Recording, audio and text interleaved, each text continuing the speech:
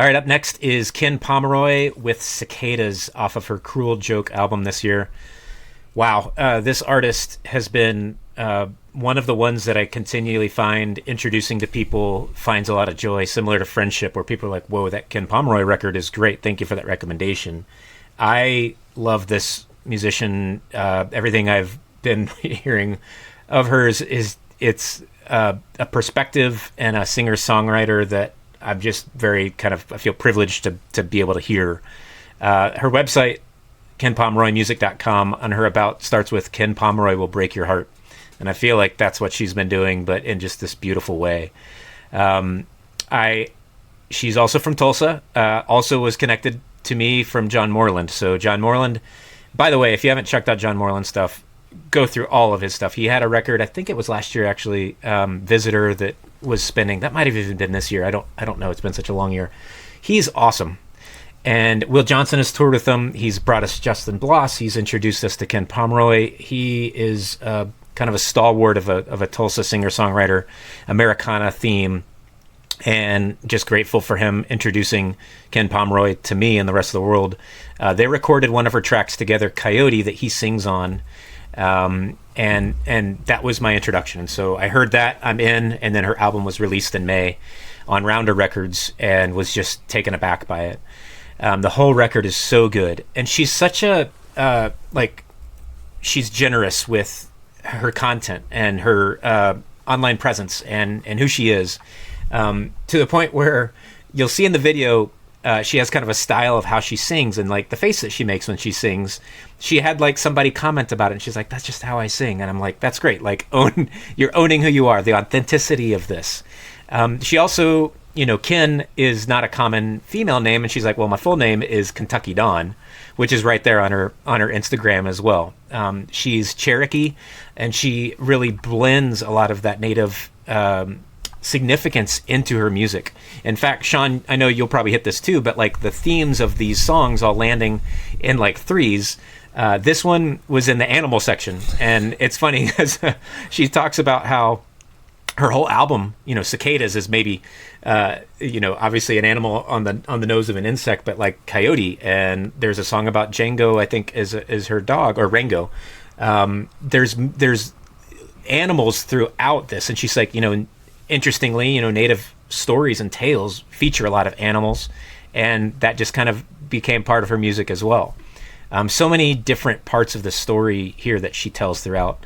Her website also says she thinks she wanted to be a songwriter after she heard Leaving on a Jet Plane by John Denver, which I think we could all resonate with too, growing up in kind of a John Denver household with that influence. And you can hear it kind of in her songwriting and her, very simple yet wow, such a amazing kind of guitarist as well. She's accompanied by somebody that I'm not sure, I would have loved to have looked up his name, but she's usually live with him and one other accompanying, or she's by herself playing, which I also think is just so powerful too, to be able to kind of like stand with that strength and carry the whole song, similar to Justin Bloss. Another Tulsa artist as well. So like here we've got a pair of Tulsa artists featured on this, thanks to John Moreland, as well as Sterling Harjo, who directed this video for Crazy Eagle Films, but he also was the writer and director for a show called Reservation Dogs. And then recently, I guess my favorite show of the year, with The Lowdown with Ethan Hawke, and actually featured Ken Pomeroy as one of the actors in the show. She plays kind of a distant daughter of kind of the troubled family that the whole show's about. But she plays guitar once on the track, or once on the show, and I think I read that the Reservation Dogs soundtrack featured one of her songs as well. So Sterling, who's I think also native, features these artists, and also in the same way that like a musician like John Moreland or Samia would bring somebody on tour with them, or Guster, they'd bring some opening act on tour with them, like kind of take them under their wing and like bring them to the forefront, like bring these young, fresh voices, or not necessarily young. In this case, Ken Pomeroy's in her 20s, like, yeah, young, but like fresh perspectives and new art. And while I think her music kind of reminisces from John Denver or other folk singers, it's new and it's fresh to me, and it's in the genre that I can sit with and just really like absorb. I was sad because she was on a tour opening for a UK band, Flight, Flyte, another great record this year. But their American visas were denied. I just remember being like, this is ridiculous. I don't know why that didn't happen. But their whole tour got canceled. So her trip up to St. Paul and into my area didn't happen this year. She's still going to tour, but it's not into any of the areas that I'm close to. But she is definitely actively touring, definitely playing a lot of different festivals and putting tracks out there that everything that I've seen I've just really enjoyed. So Ken Pomeroy, Cruel Joke was her album. I think the line I love from the opening is carpeted bathrooms and vinyl floors. I guess a cruel joke is all we could afford. I think the lived experience is probably what she's talking a lot about, and putting it into these storytelling kind of beautiful songs for us to check out. And I'm grateful for it. I think this is where, as a fan of music like this, it feels generous that we're getting to kind of witness these things and be a part of it with these musicians as I feel like she's kind of upward in her trajectory in her career. I think she's been writing songs for a while, but to like get a nod from Sterling Harjo on Reservation Dogs and from John Moreland, and to have like an acting part in a show that I think is getting a lot of critical acclaim. I mean, I loved The Lowdown. I thought it was a great Tulsa atmosphere. So it's like you're embedded in this city, hearing this story, and with, you know, actual Tulsa musicians and actors and settings. I thought that was really cool. I think that it's its own character, if you will, that Sterling brought. So I was very, very happy to have heard Ken Pomeroy's album this year. Cicadas, I think, was the one that I've really resonated with from a lot of the lyrics in it. The one that just drives me every time is, I stop breathing when I get nervous. I'm always nervous. You make me nervous. And I'm like, that's the three little lines of that, I think, is just beautiful. And like the humanity of it too, of just sort of like, this is what I'm feeling, this is what I'm going through, and like I'm naming it like I'm around you and you're making me nervous. So tons to pull on here. Please check out anything by Ken Pomeroy. Hopefully she's touring in your area. And there's a lot to learn about too. I think representation's key. Again, similar to places that I haven't explored musically, there's not a lot of Native American music that I can point my finger to and feel like I'm learning something along the way. So I'm also grateful for that experience from Ken, and for her to be open about it and say, this is who I am and this is what I'm speaking about, I think is really powerful. So Brett, I'll let you take it from here on Ken Pomeroy and where it landed for you. Yeah, just piggybacking on that last comment, you know, the Cherokee lived on this land that I stand on and where my house is built. Primarily, and through the Trail of Tears ended up in Oklahoma at the Western Band location. So definitely a lot of, you know, grief and tragedy in that story. I appreciate that Ken brings that into the work that she's put together. There's a funny note on her profile in I don't know, it's funny to me. In her profile on the topic of animals, her mama gave her the name Little Wolf with Yellow Hair when she was little. And it's got the Cherokee writing, the Cherokee language there. It's really beautiful to see that. I love that, like you said, that she's representing that part of her heritage out loud. That feels important. And I like that you're nodding to it. I love that you picked Cicada, and I love that this album was released this year because it's a Cicada year. It was the 14th brood of the 17-year cicadas. So the last one was 2008, and a lot happened 17 years ago in 2008, and the next one won't be till 2042. So there's a lot of people that I talked with this year that, you know, that 17-year cicada rhythm is something that they remember from their childhood. You know, Cirrus would have been 9 years old in that last cicada season. And I remember being out, there's a local cemetery that was near my studio, or that still is near where my studio was, that I would go and walk as the cicadas were coming out and molting out of the ground and then climbing up into the trees and then molting, and you could see their carcasses, their molting carcasses everywhere, and you could hear the the orchestra of different sounds.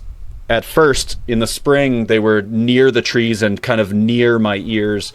And then later in the summer, they would be way, way, way up in the trees. And you could hear one collection of them over here and another collection of them over there. And it was just this incredible symphony of sound that for me this year really defines a emergence and then a return to a 17-year underground sucking on the sap roots of trees.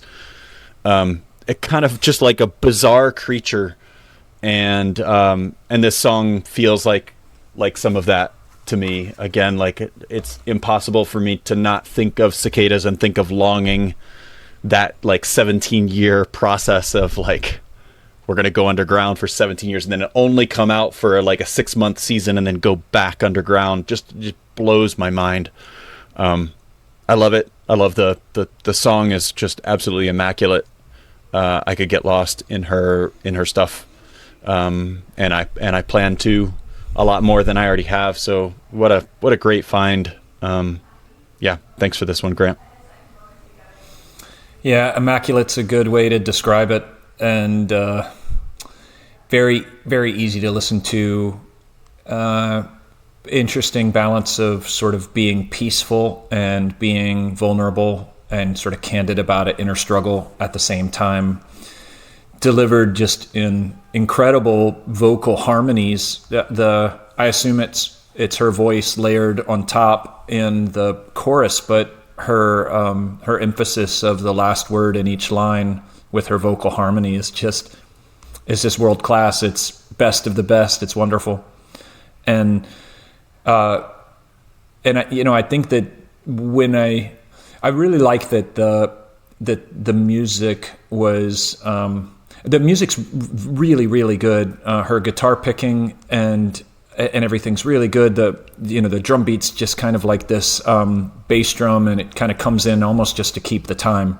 So it's almost like this song is about, it's more about the words. It's more about the melody, as opposed to just like the overall soundscape, I guess is what I'm trying to say. And so that had me drawn into the vocals a lot. I think the first verse is, had me kind of questioning like, where is her head and what's she talking about? And then as the song kind of unfolds, it feels to me a bit more like it's kind of like lying awake at night when you can't sleep and your mind wanders into these different areas. And, but the cicadas are also up at night, and they're kind of with you, or they're encouraging you maybe to get some sleep because winter's coming.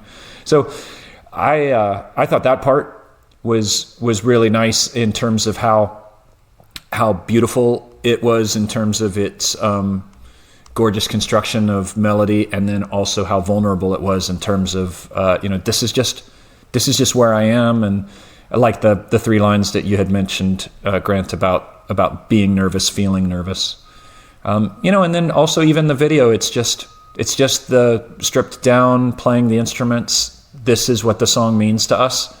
That feels consistent as well. So it's really a beautiful song. I appreciate, where it comes from and who it represents, and to have that, that introduced. So thank you for that. And it's a really, really good song. Yeah, I'm glad. Brett, the 17-year cicada thing is great to have that number as well. I didn't know that. Anything else you wanted to add? Yeah, Sean just reminded me of that being up late at night. I have been dealing with insomnia because I have a very, crazy active mind, and this year has been full of that kind of thing. So lots of nights up with the cicadas. I did just a quick node check on her bandmate, who is known as Dak or Dakota McDaniel. So found that name. And then one musical note that stands out to me that I didn't mention is I love the way the song ends on an unresolved note. It just like hangs up there, And I think that there's like beautiful imagery that happens in my attention around the cicadas, and like they go underground, but they're still here kind of sense. So there's so much to unpack here. I appreciate a moment to name a few extra things. Yeah. Well, glad to bring it, and appreciate Ken Pomeroy, and appreciate you pointing out Dak, her bandmate, that you'll see in the video here. You'll get the full album version on Spotify, but the video link will take you to the Crazy Eagle film that Sterling Harjo. So he actually directed this video as well of her, which I just thought was super cool to tie things together. This is the live version of Cicadas from Ken Pomeroy's 2025 album, Cruel Joke.